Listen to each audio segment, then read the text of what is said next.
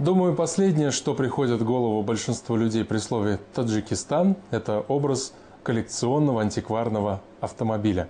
Скорее «Газель» или «Копейка Жигули», не в обиду будет сказано. Но не создавайте себе стереотипы. Они на то и созданы, чтобы их ломать. В республике много настоящих ценителей, фанатов ретро-автомобилей.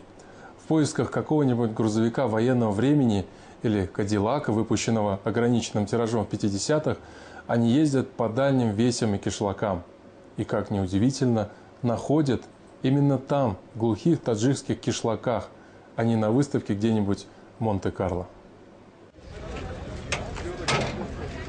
Не все вещи с годами дешевеют. На этом поле таджикские коллекционеры выставили старые автомобили. Они имеют свою цену, историю и личную характеристику. Это первая такая выставка для Таджикистана. Выставку «Авторетро Душанбе» приурочили ко дню рождения столицы. Местные коллекционеры выставили 80 автомобилей 1931-1970-х годов выпуска. 20 лет тому назад. Самого старого железного коня пригнал Рахимджон Назаров из города Вахдат. Старые коллекционные машины – главная страсть братьев Назаровых. Здесь они представили 10 ретромобилей, а всего их в семье 25. Мотор временно я мотор чемондагимча.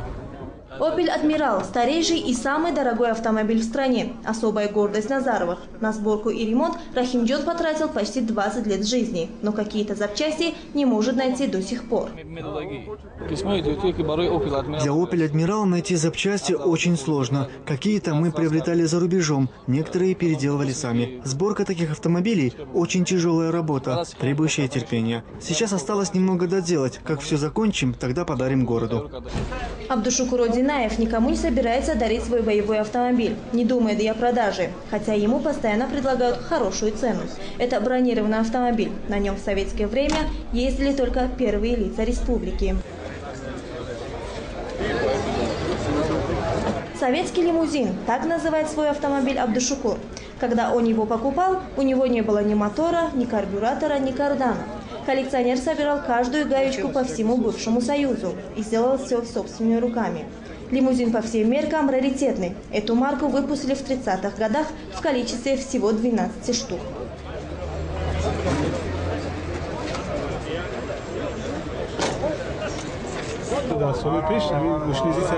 В прежние годы такие марки ЗИЛ-301 изготавливались только для правительственных лиц. Когда они выходили из эксплуатации, то их читировали и сдавали на металлолом. Я не знаю, как эта машина уцелела. К счастью, она попала ко мне. Такие машины выпускались по спецзаказу. Вот этих лимузинов было всего 12.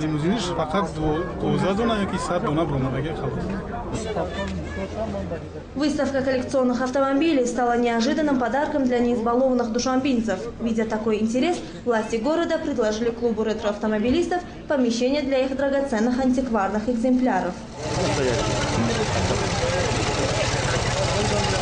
Антикварными автомобилями в Таджикистане владеют и министры, и простые смертные. Это особая национальная любовь.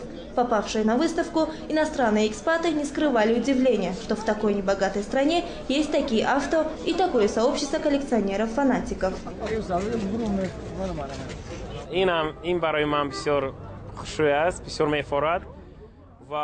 Я уже долгое время нахожусь в Таджикистане, и мне даже не верится, что здесь есть столько прекрасных антикварных автомобилей.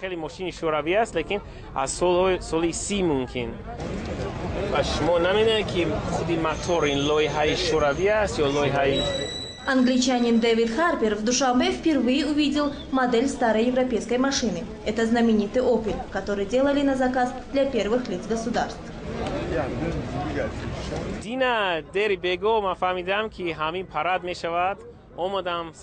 Я узнал, что состоится фестиваль-выставка, и с раннего утра стоял и ждал открытия. Лично для меня это очень интересно, потому что на выставке представлены очень старинные автомобили. Я, честно говоря, удивлен, что такие машины попали в Душанбе, и как они хорошо сохранились. Некоторые из них так шикарно отремонтированы, что, глядя на них, вспоминаешь былые времена.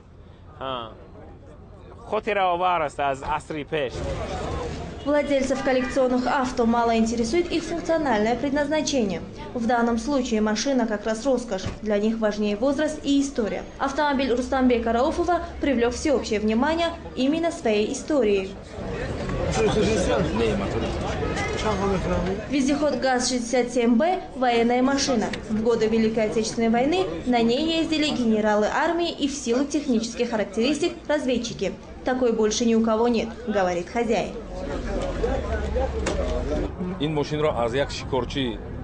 Этот автомобиль 1941 года производства. Я купил его у русского мужчины, дяди Саши из Шахритузского района. Машина была в ветхом состоянии. Я покрасил ее в заводской цвет, а запчасти купил за границей. На ремонт ушло 3 года. Над ним 1 год и 6 месяцев работали 3 мастера, а потом еще 3 мастера около 1 года и 8 месяцев. Я готов потратить столько средств, сколько потребуется для полного ремонта, потому что на таком ездили только генералы. После войны каждой советской республики раздавали по одной такой машине, и тогда на них разъезжали чиновники. Владельцы хвастаются, что их автомобили могут стоить и $100 000 и больше. Но специалисты говорят, что пока это все же хобби для избранных. Вот и на первой выставке «Авторетро Душанбе» ни одной сделки не заключили. Люди предпочитали фотографироваться на фоне красивых машин и заглянуть внутрь. Но вот про цены никто не спрашивал.